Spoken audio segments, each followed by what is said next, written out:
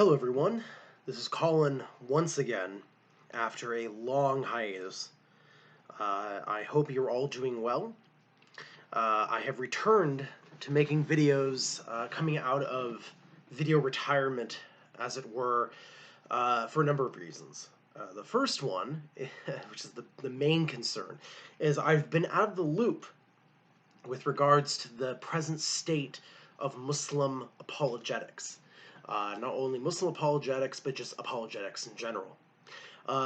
Past couple years, I have, of course, been paying attention to names that I knew from what we might call the original apologetic polemic generation of YouTube, which, Jay Smith, David Wood, Sam Shimon, Shabir Ali, Mr. Islam Answers Back, Abdullah Andalusi. These are just Venom Fang X, the infamous Venom Fang X, etc. And I myself could be dated to this particular generation, although I would consider myself the younger of that generation.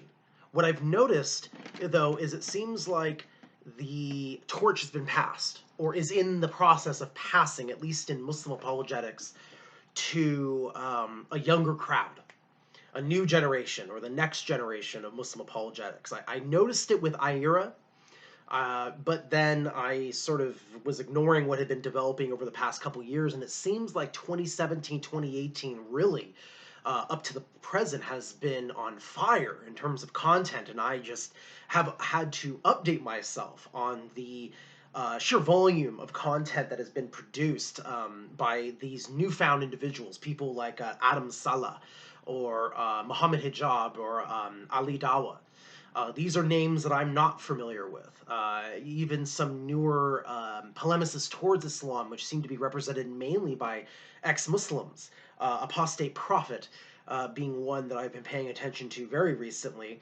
And I have to credit his channel with sort of, beginning the rabbit hole process, if you will, the descent into trying to figure out what's been happening for the past couple of years.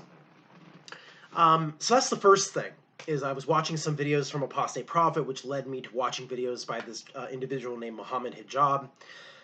Again, someone I had never heard of. I was fascinated by Apostate Prophet because he, not only his story, but also who he associates with, people like David Wood, for an example, bridges him to the previous generation. Then I thought it was funny that he has a debate with one of the original, talk about dusting off someone's apologetics career. The Muslim apologist whose name is, of course, escaping me, and at the time, the Apostate Prophet response to this individual's Muslim apologist was, "Who the heck is this person?" Right?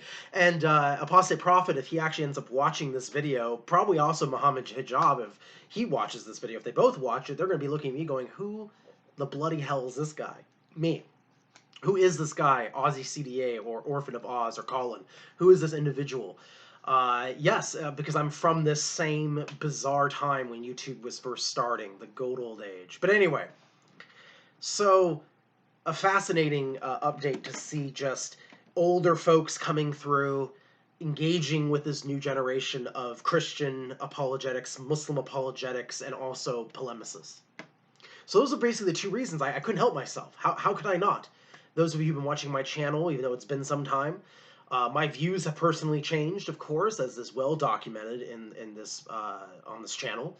But I can't help myself in terms of when I see fascinating things like this in an arena that I myself had personal investment in. Most of my channel was grown during this time when I considered myself a Muslim apologist, and I was debating or trying to engage in the content of people like David Wood, Sam Shimon.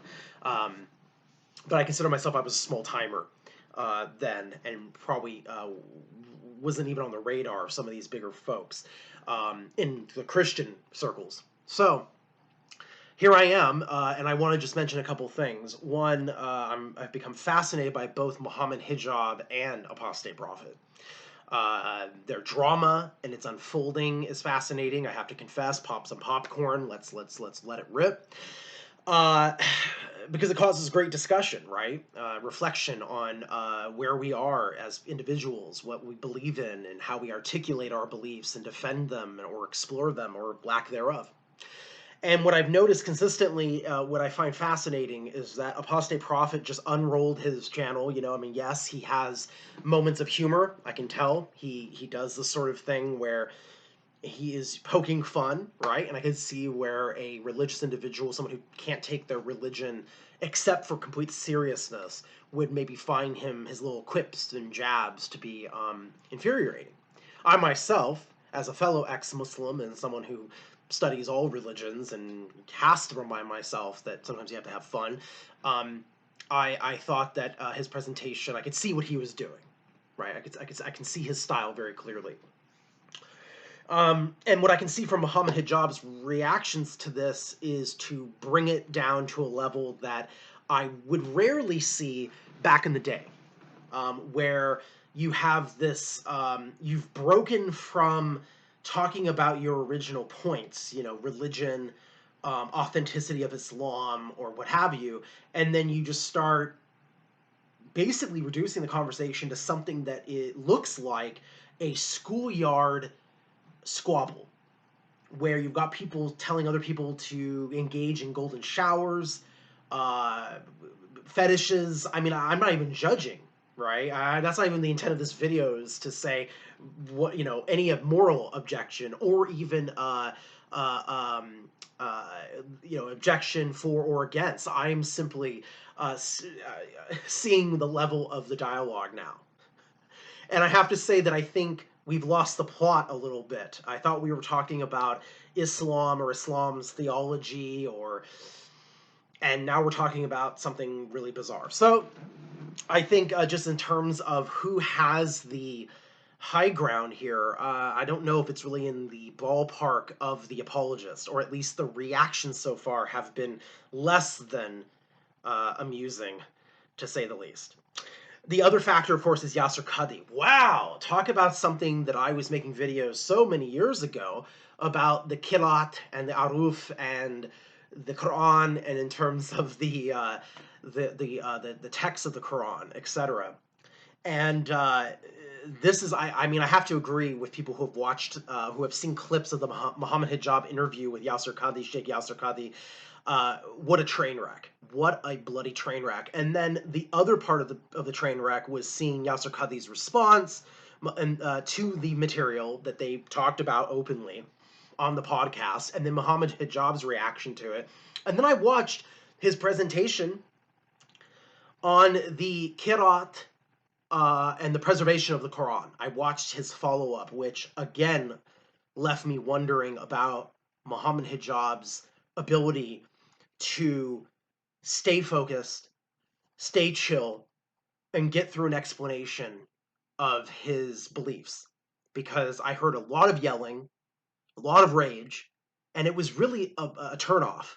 Like if I was someone who was watching this thinking, this is either going to get me into Islam, or this is going to show me that what the non-Muslims are saying, or even what the Muslim scholars like Yasser Qadhi are saying, that that's not, maybe I should believe this guy, Muhammad Hijab. Just the way he conducted himself. Even if he had me at a certain point in the presentation, just bombshelled, ruined it, in my opinion. And I feel sorry for him in that regard.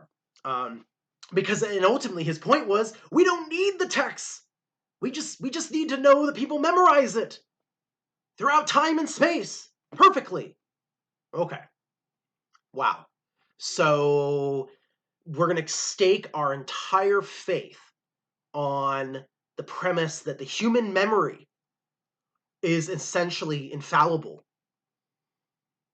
and that we can definitely believe that this thing from A to B got to us without any issue, based on the human memory.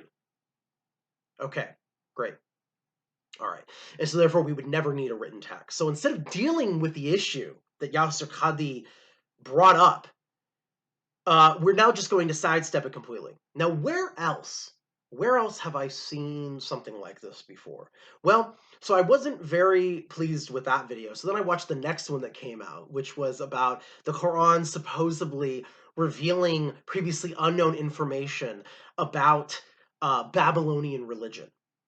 Okay, so I just want to really stress this, that the point of the first video that I'm mentioning that was on Muhammad Hijab's account, which was his follow up to the Qadi debacle, essentially says that human memory, like people could remember things ad nauseum, right? There was, essentially that if you could memorize enough of a sacred text or of a certain track of mythology, if you will, stories, poetry, etc., that can last throughout time and space. And yet, in this video, the other video, which is not made by Muhammad Hijab, at least maybe not him personally, I think he's a member of a group and he's hosting this video on his channel, so maybe I shouldn't be too harsh with him in this regard, but I'm talking about, he's in control of his channel uploads, I assume. So there's that video where primacy is given to the memory. It's great. It's a great vehicle so that we don't forget things throughout centuries, right, without any written record. But then in this other video about Babylonia, there is this emphasis that this stuff was lost, right? That they talk about some of the images, some of the artwork, the cuneiform stelas and whatnot that are rediscovered much later. The ziggurats, right, with inscriptions on them, right, the cuneiform, etc. And then they basically say this argument is from absence. Oh well, since all this was forgotten, and since the goddess Ishtar went through so many different transformations, and this was just this, how is it possible that out of all of the possibilities that Muhammad was able to accurately talk about this supposed astral triad? And isn't this remarkable? Because out of all the things, how did he get that right? And then also, no one knew about this prior. That's the argument. It was forgotten. Okay, see? Memory. Problem with this, though, is that if you actually bother to study Mesopotamian religion, as opposed to maybe just, you know, here's the other thing about this video that was hosted on Muhammad Hijab's channel was that there weren't a lot of there was no references given except for the mentioning of one archaeologist, and that was it. And then some of the items that were found, ignoring the fact that we have tablets with the stories on them, ignoring the fact that there are other steles that don't depict the triad consistently, ignoring the fact that that was simply confirmed by doing a general Google image search, the fact that you can Google this supposed astral triad phraseology and find really nothing about it except in fringe websites, as far as I can tell. Ignoring the fact that actually, if you look at such texts as this one, we know that there's a really great argument that these stories, the Babylonian myths and Assyrian myths, were known by the Near East or the Middle East for centuries. Why? Because it's corroboration of interactions in the Bible, right? About dealing with the Babylonians. You can see the evolution of theology in the Hebrew text as a reaction to Babylonian religion, Assyrian religion, Persian religion, right? So just ignoring all that and only going to very specific cherry-picked apocryphal texts, which is fine, go for it, but just going to those specific places because it suits your argument, right? Okay, great. Glad we could clear that up. And not only that, but that scholars who actually study Mesopotamian religion, such as Stephanie Daly in this new translation, with scholarly notes, this is an excellent book, and in the introduction, gives a well thought out argument for why people were aware of Mesopotamian ideas well after the fact. So even if these things were lost during a certain amount of time, people were still engaging in the theological arguments or concepts of Babylon. Why? Because Judaism is a consistent tradition that goes all the way to the time of Muhammad, and so are the Persians, and so are the Byzantine Christians. Now, why does that even matter? Well, because the New Testament also makes allusions to Babylon and Babylonia, does it not? Implying that people were still talking about them even at that time. We also know that this is something that goes beyond Jesus, right? The prophet Mani. We have people interacting with these stories. The Romans, for an example, why did it mention the Byzantine Christians? Well, because they also are around during the time of Muhammad, and we know that the Byzantine Christians, or at least the Romans, were also still engaging in the religions of other places outside of the Roman Empire, or even earlier than the Roman Empire, because we know from Tacitus and other historians that we're engaging with mystery cults such as Isis and Mithras, right? And other deities. So, again, I'm confused. I'm confused because this argument from not knowing, but how could Muhammad know? It almost begs the question, how could Muhammad not have known about the stories of Babylonia? The fact that there are multiple triads, right? But why only focus on the one? Because it goes with your argument, right? Okay, great. So this is what I'm saying. I'm very, and then if you really, so here's the thing. My point of really critiquing this particular point is right now, and I'm speaking now to the Muslim apologists. Right now, you all need to be circling the wagons. Okay, your production should be going to trying to explain to us the debacle about Yasser Qadi, right? Instead, you're traversing over to these other topics, which I can almost guarantee, without knowing any of you, well enough, you youngsters, that you have not studied enough on the subject. So please do yourself a favor. Stick to the current matter at hand. All right? Because if you're going to do this, we could go through all the other references to Babylon that's in the Quran and the Bible. And is it accurate? And also hadiths and Islamic traditions about trying to understand the people of Abraham and the contradictions and the mysteries behind historic Muslims trying to answer this question themselves about this, which is, again, confounding to me because they were around people who obviously knew about Babylonian religion. I mean, Quran talks about them, the Jews, Sabians, Christians. These are traditions that through their own sacred texts have inherited a dialogue with Babylonian religion, with Assyrian religion. I mean, besides Egypt, how many times is Babylon and Assyria mentioned in the entire Bible? How many friggin' times? A lot in various contexts. So what does that say? That this engagement has been going on for centuries. And you're not going to be able to convince me, I'm sorry, that just because it's mentioned, does that mean that they all were experts in it? No. I would never say that. That all of the biblical authors were somehow comparative religion scholars. No. But did they know more about the Babylonian religion than me? Than you? Yes. Willing to say that with absolute certainty. We are only, as you said in the video, or what was said in the video, only recently able, with more certainty than before, able to read verbatim some of the translated cuneiform texts and tablets, right?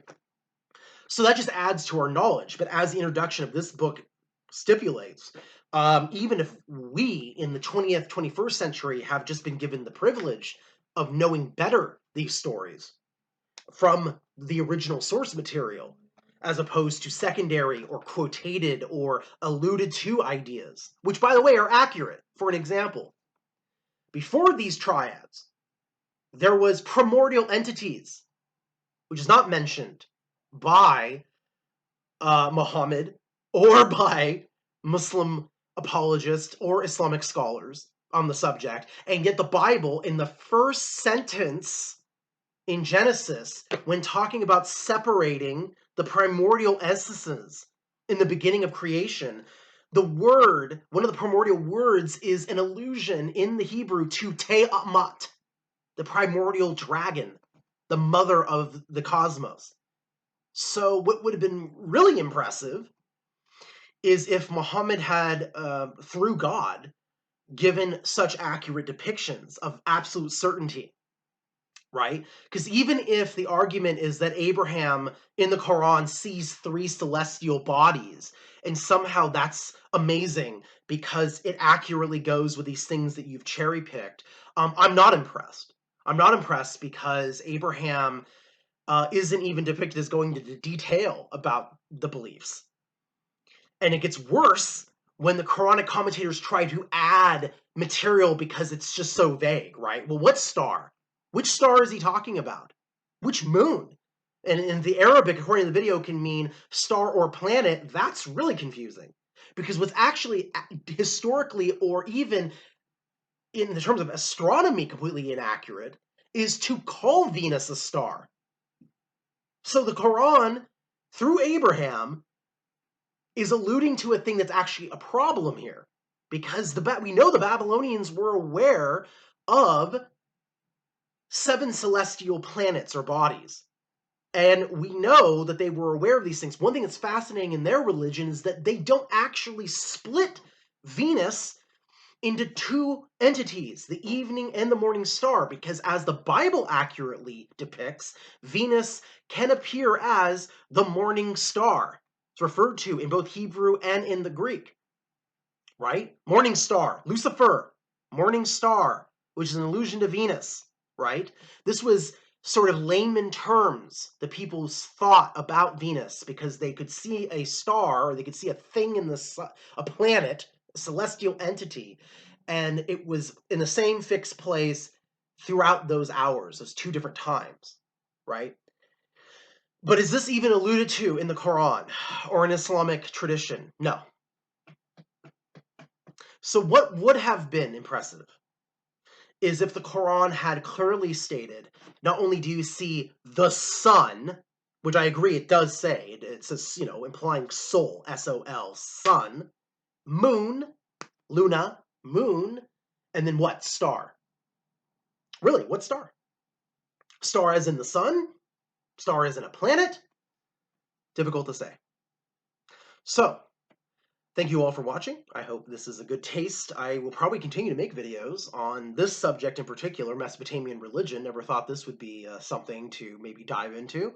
Because here's the thing that I want to warn folks who are not Muslim, who might be Christian or what have you, Abrahamic believers who maybe are thinking, yeah, that's right. That's right. Good. All right, Colin, there you go. You got the Quran, you got Muhammad hijab. No, no, no, no. Be very clear here. This is something to be very clear about. Again, I'm warning. Let me just give this to the Abrahamic believer viewers right now of this video. The rabbit hole that is Mesopotamian religion, if you want to keep going down this road, it's going to unravel so much about the Hebrew religion and the development of its thought.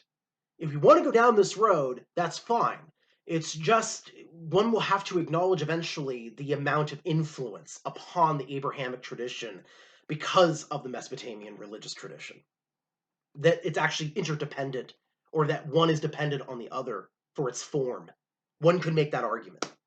And if there are questions about that, I would just invite you to read the difference between how the Canaanites are described in the earlier parts of the Bible, fast forward to books that have obvious influence from not only Zoroastrian or Persian faith, but there just seems to be a difference when we start arriving into things like Job, Song of Solomon, which I know Muslims and Christians love to go to for their own reasons. Song of Solomon, many scholars have argued, sound very much like a Ishtar or a Babylonian type love poetry. It's not something that can be credited to being original to Hebrew religion.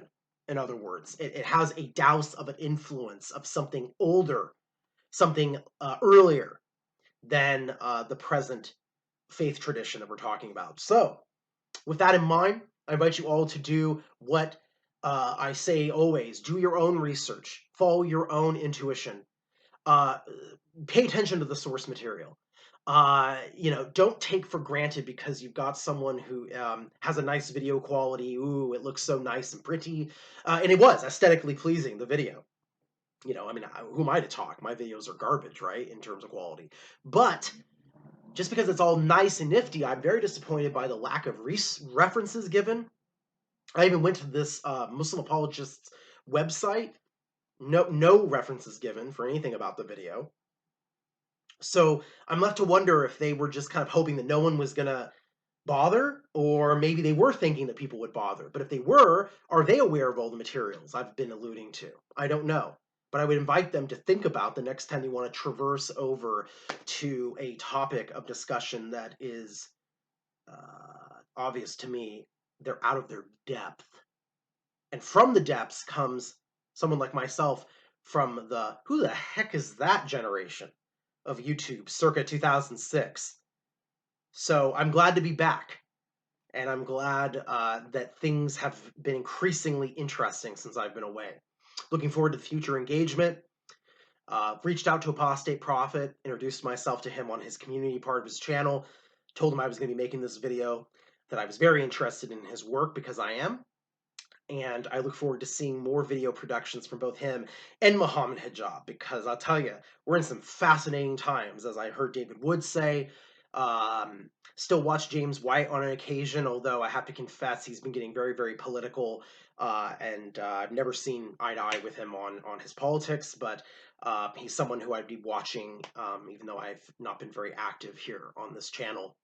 But we are in interesting times in terms of online content for religious discussions. And I look forward to seeing what's going to happen next, because I'm glad to see that a new generation of apologists and polemicists have arisen to keep things fresh, keep things innovative. Ooh, can I say that? I don't know. Ooh, sorry. I of course meant good bid'ah, not the makruh or haram bid'ah. Good bid'ah, according to the possible three categories of classic Islamic thought. So I think this is a good bid'ah innovation that we're seeing here online in terms of online apologetics. All right, everyone, I'm done rambling. Thank you all so much for taking the time to watch this if you got through it. As you can see, my rambling style is still consistent. The views have changed. The attitudes have changed. The style, for better or for worse, is the same, but I know I've been getting emails from various subscribers asking me why I have not been more active. Well, be careful what you wish for, because, you know, if we're talking about religion here, something from the depths is rising. All right, everyone, take care. Peace be with you all.